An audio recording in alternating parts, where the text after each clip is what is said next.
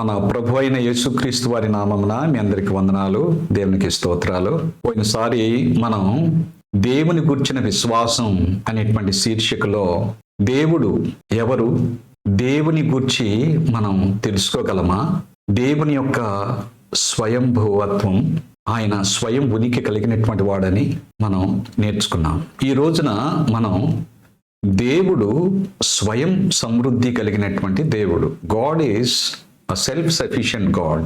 The self sufficiency of God అనేటువంటి ఈ అంశంను Bible యొక్క వెలుగులో మనము నేర్చుకోకముందు చిన్న ప్రార్థన చేసుకుందాం. మహోన్నతుడా మా తండ్రి, మీకే స్తుతులు స్తోత్రాలు చెల్లిస్తూ ఉన్నాము. మీ గురించి తెలుసుకోగలిగినటువంటి ఈ అవకాశమును మీరు మాకు దయచేసినందుకు మీకు వందనాలు. మీ లేఖనాల్లో మిమ్మల్ని మీరు ప్రత్యక్షపరుచుకున్నారు ప్రభా. మేము ఎంతవరకు తెలుసుకోవాలో అనేటువంటిది మీకు తెలుసు కనుక అంతవరకే మిమ్మల్ని మీరు లేఖనాల్లో ప్రత్యక్షపరుచుకున్నారు ప్రభా. ఈరోజు మేము మీ స్వయం సమృద్ధి గురించి నేర్చుకోబోతూ ఉండగా తండ్రి, మీ ఆత్మ నడుపుదల సహాయం దయచేయమని యేసు నామమున ప్రార్థిస్తున్నాము తండ్రి, ఆమేన్. దేవుడు స్వయం సమృద్ధి గల దేవుడు. దేవుడు సంపూర్ణంగా స్వతంత్రుడు. దేవుడు సంపూర్ణంగా స్వయం సమృద్ధి గలవాడు. అంటే దేవుడు దేనికోసం, ఎవరి మీద, దేని మీద ఆధారపడ్డు ఈ సృష్టిలో. God is absolutely independent and self sufficient. కీర్తనలు 50వ కీర్తనలో ఇలా వ్రాయబడి ఉన్నది. ఈ కీర్తనని ఆసాపు అనేటువంటి ఆయన రాశాడు. ఈ ఆసాపు అనేటువంటి వాడు దావీదు రాజు గాయక బృందంలో నాయకుల్లో ఒకడు. కీర్తన గ్రంథంలో 150 కీర్తనలు ఉన్నాయి బైబిల్లో. వీటిలో 12 కీర్తనలు రాశాడు ఈ ఆసాపు అనేటువంటి అతను. క్రీస్తు ప్రభు రెండవ రాకడ గురించి, అంత్యకాల తీర్పు గురించి ఇలా ఇక్కడ వ్రాయబడుతూ ఉంది. దేవుడు మనుషుల జీవితాలని లెక్కిస్తూ ఉన్నాడు. వారిని నైతిక జీవులుగా, ఆత్మీయ జీవులుగా చేశాడు కనుక వారి జీవితాలను ఆయన లెక్క చూస్తూ ఉన్నాడు అనేటువంటి ఆలోచన ఈ కీర్తనలో ఉన్నది. మనిషి హృదయాన్ని, వాని ప్రేమను, వాని అనుబంధాన్ని, వాని విధేయతను దేవుడు కోరుకుంటున్నాడు అనేటువంటి భావం ఈ కీర్తనలో ఉంది. దేవుడు సర్వశక్తుడని, స్వయం సమృద్ధి కలిగినటువంటి దేవుడని, ఈ లోకానికి, విశ్వానికి సృష్టికర్త ఆయనే అని ఇది తెలియజేస్తూ ఉంది. మానవులకు ఊపిరి పోసింది ఆయనే. మనుషులు ఆయనకిచ్చే బలులు, అర్పణలు ఏ పాటివి అని ఈ కీర్తనలో ఉంది. అంటే ఏమిచ్చి ఆయనను తృప్తిపరచగలము అనేటువంటి ఆలోచన. దేవునికి భౌతికమైనవి, నిర్జీవమైన వస్తువులు, మనుషులు ఆయనకిచ్చే బలులు, అర్పణలు ఆయనను సంతృప్తిపరచజాలవు అనేటువంటి ఆలోచన ఈ కీర్తనలో ఉంది. 50వ కీర్తన 10, 11, 12 వచనాల్లో దేవుడు ఇలా అంటున్నాడు. అడవి మృగములన్నీ, 1000 కొండల మీద పశువులన్నీ నావే కదా. కొండల్లోని పక్షులన్నిటినీ నేను ఎరుగుదును. పొలముల్లోని పశ్వాదులు నా వశమై ఉన్నవి. లోకమును, దాని పరిపూర్ణతయు నావే. నేను ఆకలి కొనినను నీతో చెప్పను. అంటే దీని యొక్క అర్థం ఏమిటంటే, ఈ లోకంలో ఉన్నటువంటి సమస్తమును, నిర్జీవమైన, జీవమైన, మృగాలైన, పశుపక్షాదులైన ఏవైనా కానీ అవన్నీ నావే. వాటన్నిటిని నేను ఎరుగుదును. అంటే ఆయన సర్వజ్ఞానము కలిగినటువంటి దేవుడని, సమస్తము కూడా ఆయనకే చెందినవని ఆయన అంటున్నాడు. లోకము, దాని పరిపూర్ణత నాదే. ఈ లోకమంతా కూడా నాదే కదా అని దేవుడు ఇందులో అంటూ ఉన్నాడు. కనుక ఈ లోకంలో నుండి ఏమి తెచ్చి నాకు ఇవ్వగలరు మీరు? దేవుడు సర్వశక్తుడు, స్వయం సమృద్ధి గలవాడు. ఈ లోకానికి, ఈ సర్వ విశ్వానికి సృష్టికర్త ఆయనే. ఒక మాటతో చేయగలడు, ఒక మాటతో నిర్మూలన చేయగలడు, మరొక మాటతో మరలా చేయగలడు దేవుడు. ఆయనకు అసాధ్యాలు, పరిమితులు ఉండవు. కనుక ఆయనకి ఏమి ఇవ్వగలరు? ఆయనకి ఏ అవసరాలు లేవు. ఆయనను ఏమిచ్చి తృప్తిపరచగలం అనేటువంటి ఆ తలంపు, ఆ ఆలోచన ఈ కీర్తనలో ఉన్నది. దేవుడు సంపూర్ణంగా స్వతంత్రుడు, సంపూర్ణంగా స్వయం సమృద్ధి గలవాడు. అని ఎవరి మీద దేనికోసం ఆధారపడ్డు. దేవునికి లోపాలు, కొదువులు, కొరతలు, అవసరాలు ఉండవు. ఇవి లేకపోతే నేను ఉండలేను, వీళ్ళు లేకపోతే నేను ఉండలేను అనేటువంటి పరిస్థితి మనుషులకు ఉంటుంది, దేవదూతలకు ఉంటుందేమో కానీ ఈ లోకంలో సృష్టింపబడిన ఇతర జ్ఞానయుక్తమైన జీవులకు ఉంటాయేమో కానీ సృష్టికర్త అయినటువంటి దేవునికి అలాంటి పరిస్థితి ఉండదు. అన్నిటికీ అందరికీ ఆయనే ఆధారం. ఆయనే అందరి ఆకలి దప్పులు తీర్చేటువంటి వాడు. ఈ లోకంలో, ఈ విశ్వంలో ఉన్నటువంటి వారందరి యొక్క అవసరాలని ఆయనే తీర్చగలడు. అయితే ఆయనను ఏమిచ్చినా మనము ఆయనను తృప్తిపరచలేము, ఆయన్ని మనము సంతోషపెట్టలేము. కీర్తనలు 107వ కీర్తన 9. ఆశగల ప్రాణమును తృప్తిపరిచి ఉన్నాడు, ఆకలి కొన్ని వారి ప్రాణమును మేలుతో నింపి ఉన్నాడు. అది దేవుడే చేయగలడు. 145వ కీర్తన 15, 16లో సర్వజీవుల కన్నులు నీ వైపు చూచున్నవి, తగిన కాలమందు నీవు వారికి ఆహారం ఇచ్చుదువు, నీవు నీ గుప్పిలిని విప్పి ప్రతి జీవి కోరికను తృప్తిపరచుచున్నావు. ఈ లోకంలో ఉన్నటువంటి జీవులన్నీ కూడా ఆయన వైపే చూస్తూ ఉన్నాయి. వాటికి ప్రాణాధారం ఆయనే. ఆయన ఉన్నాడు కనుకే ఈ జీవులన్నీ కూడా జీవం కలిగి ఉన్నాయి. వాటికి ఆహారం ఇచ్చేటువంటి వాడు ఆయనే, వాటిని పోషించేటువంటి వాడు ఆయనే. ప్రతి జీవి యొక్క కోరికను తృప్తిపరిచేటువంటి వాడు ఆయనే. ఆయనను తృప్తిపరిచేటువంటి వారు ఎవరు ఉండరు. 104వ కీర్తన 13. తన గదుల్లో నుండి ఆయన కొండలకు జలధారలను ఇచ్చును, నీ క్రియల ఫలము చేత భూమిని తృప్తిపరుచుచున్నావు. నిర్జీవమైనటువంటి వీటికి తృప్తి అనేటువంటిది ఉండదు. అయితే ఇందులో నివసించేటువంటి వారిని తృప్తిపరచుచూ ఉన్నాను అనేటువంటి భావం ఇక్కడ. కనుక ఈ లోకంలో ఉన్నవన్నీ కూడా మనుషులు సంతోషం కోసం చేశాడు దేవుడు. మనుషులను ఆయన కొరకు చేసుకున్నాడు. కనుక అది ఆ సత్యము లేఖనాల్లో ఉన్నది. మనుషులే దేవుని పోలికలో చేయబడ్డారు, ఆత్మ స్వభావంలో చేయబడ్డారు. అయితే మిగిలిన పశుపక్షాదుల వాటి యొక్క పని ఏంటంటే మనుషులను సంతోషపెట్టడం, వారికి ప్రయోజనకరంగా ఉండటం.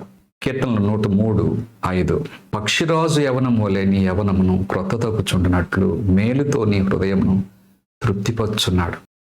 మానవ హృదయాన్ని తృప్తిపరచగలిగినటువంటి వారు ఎవరూ లేరు. మానవ హృదయంలో రకరకాల ఆశలు వస్తూ ఉంటాయి, ఆలోచనలు వస్తూ ఉంటాయి, కోరికలు వస్తూ ఉంటాయి, పోతూ ఉంటాయి. అయితే వాటిని తృప్తిపరచగలిగినటువంటి వాడు దేవుడే. ఈ లోకము, లోకాశలు, శరీరము, శరీరేచ్ఛలు, మరి పదవి, డబ్బు, ఇవన్నీ కూడా మనుషులను సంతృప్తి పరచలేవు. అవన్నీ ఉన్నా కానీ చివరికి అసంతృప్తి, వెలితి, దుఃఖమే మనిషికి మిగులుతుంది. అయితే దేవుడు ఆ హృదయంలో నిండి ఉంటే, ఆ మనిషి దేవునికి స్థానం ఇస్తే, ఆయనకు మొదటి స్థానం ఇస్తే, ఆయనతో ఆయన హృదయాన్ని నింపుకుంటే ఆయనకు సంతృప్తి కలుగుతుంది, ఆనందం కలుగుతుంది, సంతోషం కలుగుతుంది. ఆయన ఉంటే చాలు, నాకు ఏం అవసరం లేదు అనేటువంటి ఆ ఆత్మీయ ఆశీర్వాదం వారికి కలుగుతాయి. అపోస్తల కార్యాలు 14వ అధ్యాయంలో పౌలు లుస్త్రా అనేటువంటి ఊరికి వస్తాడు. పౌలు, బర్నబా మొదటి మిషనరీ ప్రయాణంలో వారు ఆ ఊరు వస్తారు. ఆ ఊరు రాగానే ఆ ఊరిలో ఒక చచ్చుబడినటువంటి, కాళ్ళు చేతులు చచ్చుబడినటువంటి అతడిని చూస్తారు, ఒక కుంటివాడిని చూస్తారు. అతడు ఆశగా వారి వైపు చూస్తూ ఉన్నాడు. దేవుని యందు అతనికి విశ్వాసం ఉన్నది అని వారు తెలుసుకుని అతన్ని ముట్టుకుని బాగు చేస్తాడు. ఆ ఊర్లో ఉన్న వారందరూ కూడా, ఆ లుస్త్రాలో ఉన్నటువంటి వారందరూ కూడా ఆ పౌలు చుట్టూ చేరతారు. చేరినప్పుడు అది పౌలు అవకాశంగా తీసుకుని, ఇది మేము కాదు చేసింది, అసలు ఎవరు చేశారో ఆ దేవుడి గురించి మీకు చెప్తాము అని సృష్టికర్త అయినటువంటి దేవుని గురించి వారికి చెప్తూ ఉన్నాడు. లోకరక్షకుని గురించి చెప్తాడు. ప్రభు అయినటువంటి యేసుక్రీస్తు, నజరేయుడు అయినటువంటి యేసు లోకరక్షకుడు, ఆయన పరిపూర్ణమైన దేవుడు, పరిపూర్ణమైన మానవుడిగా వచ్చాడు. మానవులందరి పాప పరిహారార్థమై ఆ శిలువలో బలియాగంగా అర్పించబడ్డాడు. ఆయన పరిశుద్ధ రక్తాన్ని చిందించాడు. తద్వారా మానవులను, ఈ లోకాన్ని దేవునితో సమాధానపరచటానికి ఆయన వచ్చాడు. ఆయనే ఆరాధనకు యోగ్యుడు అనగానే వారు వినల. ఈ పౌలు, బర్నబా మా దేవుళ్ళు, దేవతలు అని అనుకుని వారిని ఆరాధించడానికి, వారికి బలులు అర్పించడానికి వచ్చారు. అప్పుడు పౌలు వారిని నివారించాడు. పారిపోయారు అక్కడి నుండి వారు అక్కడ ఉన్నప్పుడు యూదులు కొంతమంది ఆ రక్షణ సువార్త నమ్మనటువంటి వారిని సాతానుడు ప్రేరేపించి వీరిని చంపటానికి ప్రయత్నం చేశారు. రాళ్లతో కొట్టారు. అయితే దేవుడు వారిని కాపాడాడు, రక్షించాడు. యెషయా 40లో ఇక్కడ దేవుని ప్రజలను ఆయన ఓదారుస్తూ ఉన్నాడు. 39వ అధ్యాయంలో, యెషయా 39వ అధ్యాయంలో, యెషయా 39వ అధ్యాయంలో యూదావారు వారి చుట్టూ ఉన్నటువంటి అన్ని జాతులు వారి యొక్క అన్యదేవతలను, వారి యొక్క అజ్ఞానంలో మూఢనమ్మకాలని వారు అనుసరిస్తూ ఉన్నప్పుడు దేవుడు వారిని క్రమశిక్షణ చేయటానికి బబులోను దేశానికి తీసుకువెళ్తాడని అక్కడ ప్రవచించాడు దేవుడు. అక్కడ 70 సంవత్సరాలు ఉంటారు. ఆ తర్వాత మీరు మరలా మీ దేశానికి వెళతారు, మీ ఆలయాన్ని కట్టుకుంటారు. అక్కడ సర్వజ్ఞాని అనేటువంటి దేవుడు, సర్వశక్తుడు, సర్వాధికారి, జీవం కలిగినటువంటి దేవుడు, లోకరక్షకుడుగా రాబోతూ ఉన్నాడు. ఆయన పరిపూర్ణమైన దేవుడు, పరిపూర్ణమైన మానవుడిగా వచ్చి మీ అందరి పాపాల పరిహారార్థమై ఆయన సిలువలో బలియాగంగా అర్పించబడబోతూ ఉన్నాడు. దేవుని యొక్క రక్తమును ఆశ్రయించుకుంటే మీ పాపాలు క్షమించబడతాయి. అదే మీకు నిజమైనటువంటి ఆనందాన్ని, ఆదరణను కలుగు చేస్తాయి అనేటువంటి గొప్ప సత్యాన్ని వారికి బోధిస్తూ ఉన్నాడు. ఈ సందర్భంలో అపరిమితమైన జ్ఞానం కలిగినటువంటి దేవుడు, అనంతమైన శక్తి కలిగినటువంటి దేవుడు, సర్వ విశ్వాన్ని తన మాట మహత్తో చేసినటువంటి దేవుడు, ఆయన దృష్టిలో ఈ సృష్టి అంతా కూడా చాలా చిన్నది, చాలా అల్పమైనటువంటిది. ఒక మాటతో చేయగలడు, ఒక మాటతో నిర్మూలన చేయగలడు, మరొక మాటతో 10,000 విశ్వాలని ఆయన చేయగలడు. అయితే దేవుడు స్వయం ఉనికి కలిగినటువంటి వాడు, స్వయం సమృద్ధి కలిగినటువంటి దేవుడు. ఈ సృష్టి అంతా తీసుకొచ్చి ఆయనకి ఇచ్చిన అది ఆయనకి తృప్తి కలిగించదు. ఆయనను ఎవ్వరూ తృప్తిపరచలేరు. ఎందుకంటే ఆయనకి ఏ కొదువ కొరత లేదు. ఆయన ఎప్పుడు నిండుగా ఉంటాడు. కనుక అన్నిటికీ ఆధారం ఆయనే. యెషయా 40:12లో తన పుడిసిటిలో జలములు కొలిచిన వాడేవాడు, జానతో ఆకాశములు కొలజూచిన వాడేవాడు, భూమిలోని మన్ను కొలపాత్రలో ఉంచిన వాడేవాడు, త్రాసులో పర్వతములను తూచిన వాడేవాడు, తూనిక చేత కొండలను తూచిన వాడేవాడు. అంటే రిటారికల్ క్వశ్చన్ అనమాట ఇది.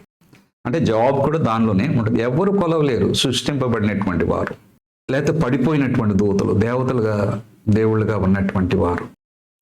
అయితే దేవుడు ఒక్కడే ఏకైక సత్య దేవుడు, జీవము కలిగినటువంటి దేవుడు. ఆయన స్వయం ఉనికి, స్వయం సమృద్ధి కలిగినటువంటి దేవుడు, ఉన్నవాడు అనువాడు అయినటువంటి దేవుడు. ఆయన ఈ అనంతమైన ఆకాశాన్ని ఆయన జ్ఞానతో కొలవగలడు. ఇవన్నీ కూడా చాలా చిన్న విషయం. ఆయనకి ఒక మాటతో చేసినటువంటి దేవుడు వాటిని ఆయన నడిపిస్తాడు. 40:15వ వచనంలో జనములు ఎంత అల్పమైనటువంటి వారు అనేటువంటిది, ఒక రాసు మీద ధూళి లాంటి వారు జనాలు.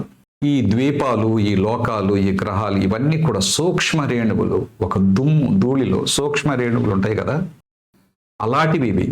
నా మాటతో చేశాను వీటన్నిటిని. యెషయా 40:17 ఆయన దృష్టికి సమస్త జనములు లేనట్టుగానే ఉండును, ఆయన దృష్టికి అవి అభావముగాను శూన్యముగాను ఎంచబడును. వీటన్నిటినీ కూడా ఆయన వాక్కు చేత చేశాడు. ఇవన్నీ లేనప్పుడు, ఈ సర్వ విశ్వం లేనప్పుడు ఆయన ఒక్కడే ఉన్నాడు. ఎందుకంటే ఆయన ఉన్నవాడు అనువాడు, ఆయన స్వయం సమృద్ధి కలిగినటువంటి వాడు. ఆయనకి ఎవరు అవసరం లేదు, ఏది అవసరం లేదు. ఆయన స్వభావంలోనే స్వయం సమృద్ధి కలిగినటువంటి వాడు. స్వయం సంతృప్తి కలిగినటువంటి దేవుడు. ఇదిచ్చి అదిచ్చి ఆయన్ని మనము తృప్తిపరచలేం. అయితే ఆయన దశమ భాగం ఇవ్వమంటే ఆయన మాట విలువ అది ఇవ్వాలి. ఆయనకి కాదు, ఆయన సేవ ఈ లోకంలో కొనసాగించబడటానికి, ఆయన సేవకులు పోషింపబడటానికి, అది మానవుల మేలు నిమిత్తమై మన ఉదారత మనం కలిగి ఉండటానికి అలా దేవుడు అడిగాడు. ఆయన కొదువుగా కొరతగా ఉందని కాదు, అక్కడ ఒక మాటతో వారికి అన్ని అవసరతలను ఆయన తీర్చగలడు. బైబిల్లో వాక్యంలో ఉంది కదా, ఫిలిప్పీ 4:19, ఆయన ఐశ్వర్యంలో మన ప్రతి అవసరతను తీర్చగలిగినటువంటి దేవుడు. అయితే ఈ సృష్టి అంతా కూడా ఆయనకి లేనట్టుగానే ఉంటుంది, శూన్యముగానే ఉంటుంది. ఆయన మాటతో చేయగలడు, మాటతో నిర్మూలన చేయగలడు. అవి ఆయన వాటిని దేవుడు ఆయన మాట మహత్తుతో నడిపించగలడు. జీవులను ఆయన పోషింపగలడు. దేవుడు సంపూర్ణంగా స్వతంత్రుడు, సంపూర్ణంగా స్వయం సమృద్ధి కలిగినటువంటి వాడు. ఎవరి మీద దేని మీద ఆధారపడ్డు. ఆయనకి ఏ లోపాలు, కొదువులు, కొరతలు, అవసరాలు ఉండవు. అపోస్తుల కార్యాలు 17వ అధ్యాయంలో పౌలు శీలలు 2వ మిషనరీ ప్రయాణంలో అంతియోకియా నుండి బయలుదేరి గలతీలో కొన్ని సంఘాలని దర్శించి లుస్త్రాలో తిమోతిని తీసుకుని త్రోయాకు వచ్చి అక్కడ నుండి ఫిలిప్పీ అనేటువంటి పట్టణానికి వస్తాడు. అక్కడ సువార్తను ప్రకటిస్తూ ఉన్నప్పుడు అక్కడ ఒక బానిస బాలిక, దయ్యాలు పట్టినటువంటి అమ్మాయిని విడిపిస్తాడు పౌలు దేవుని యొక్క శక్తితో. అప్పుడు అది వారికి ఇష్టం లేక, ఆ యజమానురాలకి ఇష్టం లేక వారిని చెరసాల్లో వేయించటం, అక్కడ పెద్ద భూకంపం రావటం, తర్వాత ఆ చెరసాల నాయకుడు ప్రభువుని నమ్ముకుని విశ్వసించి బాప్తిసం తీసుకోవటం, అతని ఇంటి వారు రక్షింపబడటం, అదంతా కూడా ఇష్టం లేనటువంటి వారు ఆయనను కొట్టటం, ఇవన్నీ కూడా జరిగాయి. అక్కడ నుండి ఆయన తెస్సలోనికకు వెళ్తాడు, అక్కడి నుంచి బెరయకు వెళ్తాడు. అక్కడ నుండి ఆయన ఏథెన్స్ పట్టణానికి పరిశుద్ధాత్మ దేవుడు ఆయన్ని ఏథెన్స్ పట్టణానికి తీసుకొస్తారు. ఈ ఏథెన్స్ పట్టణంలో బాగా చదువుకున్న వాళ్ళు ఉన్నారు, తత్వజ్ఞానం కలిగినటువంటి వారు ఉన్నారు. అయితే వారు చిన్న చిన్న గుడుల్లో చిన్న చిన్న రూపాలు, బొమ్మలు చేసుకుని వారు ఆరాధిస్తూ ఉంటే ఆయన హృదయం ఎంతో బాధపడుతూ ఉన్నది. అనంతమైనటువంటి దేవుడు, అనంతమైనటువంటి విశ్వాన్ని ఆయన మాట మహత్తుతో చేసినటువంటి దేవుణ్ణి ఈ రూపాలకి పరిమితం చేసి మీరు ఈ గుడుల్లో, ఈ గోపురాల్లో మీరు పెట్టుకుంటూ ఉన్నారా? మీకు అసలు సృష్టికర్త అయినటువంటి దేవుని గురించి మీకు చెప్తాను రండి అని ఆయన వారి గురించి చెప్తూ ఉన్నాడు. వారినేమీ ఆయన దూషించలేదు. వారిని అతి దేవతా భక్తి పరుల వలె మీరు కనపడుతూ ఉన్నారు అని వారిని చెప్తూ, మీకు అసలు దేవుని గురించి మీకు చెప్తాను, మీకు తెలియక అజ్ఞానంలో, మూఢనమ్మకాల్లో ఉండి ఇవన్నీ కూడా మీరు చేస్తూ ఉన్నారు. ఆ దేవుడు ఎవరో మీకు తెలియజేస్తాను రండి అని ఆ దేవుని గురించి చెప్తాడు. 24-25 వచనాల్లో పౌలు ప్రసంగంలో అంటాడు, జగత్తును అందలి సమస్తమును నిర్మించిన దేవుడు తానే ఆకాశమునకును భూమికిని ప్రభువై ఉన్నందున హస్తకృతములైన ఆలయముల్లో నివసింపడు. అంటే ఈ అనంతమైన విశ్వాన్ని తన మాటతో చేసినటువంటి దేవుడు, ఆకాశ మహాకాశాలు పట్టినటువంటి దేవుడు వచ్చి మీ గుడుల్లో, గోపురాల్లో, ఆలయాల్లో ఆయన ఉంటాడా? మీరు మీ చేతులతో చేసి ఆ రూపాలని, బొమ్మలు తీసుకెళ్ళి అక్కడ పెడతారా? అవి దేవునికి అంగీకారం కాదు. ఇవి పట్టజాలు. ఆయన అందరికీ జీవమును, ఊపిరిని, సమస్తమును దయచేయవాడు. మన గుండె ప్రతి స్పందన ఆయన కృప వల్లే జరుగుతుంది. మనలో ఆయన ప్రాణమును ఉంచాడు, దాన్ని బట్టి మనము జీవిస్తూ ఉన్నాము. ఈ సందర్భంలో ఆయన తనకు ఏదైనా కొదువున్నట్లు ఉన్నదా? ఆయన సేవించడానికి, ఆయన సేవ చేయటానికి ఎవరు కావాలి? ఆయనకి ఏ కొదువని ఆయన ఏదైనా కానీ కోరుకుంటాడు? ఎవరు లేకపోయినా ఏది లేకపోయినా ఆయన స్వయం ఉనికి కలిగినటువంటి దేవుడు. ఆయన స్వయం సమృద్ధి సంతృప్తి కలిగినటువంటి దేవుడు. ఆయనే జీవమైనటువంటి వాడు, ఉన్నవాడు అనువాడైనటువంటి దేవుడు. ఆయన బట్టి ఈ సర్వ విశ్వం, ఈ విశ్వంలో ఉన్నటువంటి జీవులు, నిర్జీవమైన వస్తువులు కానీ గ్రహాలు కానీ ఇవన్నీ కూడా ఉనికి కలిగి ఉన్నాయని ఆయన చెప్తూ ఉన్నాడు. ఆయన వాక్కు చేత సమస్తమును సృష్టించాడు దేవుడు. కనుక ఆయన్ని ఒక స్థలానికి మనము పరిమితం చేయలేము. కనుక అనంతమైన శక్తి కలిగినటువంటి దేవుడు ఈ లోకానికి, ఈ విశ్వానికి ఆయనే దేవుడని అక్కడ ఆయన బోధించాడు వారికి. ఆయనే సమస్తమును సృష్టించినటువంటి సృష్టికర్త. ఆకాశ మహాకాశాలు పట్టనటువంటి అనంతమైనటువంటి దేవుడు. మానవ మాతృలు ఆయనకి ఏమివ్వగలరు అని ఇక్కడ ఆయన తెలియజేస్తూ ఉన్నాడు. పరలోకంలో దేవదూతలు కానీ, ఈ లోకంలో మనుషులు కానీ లేకపోతే ఆయన ఒంటరిగా ఉంటాడని కొంతమంది భావిస్తారు.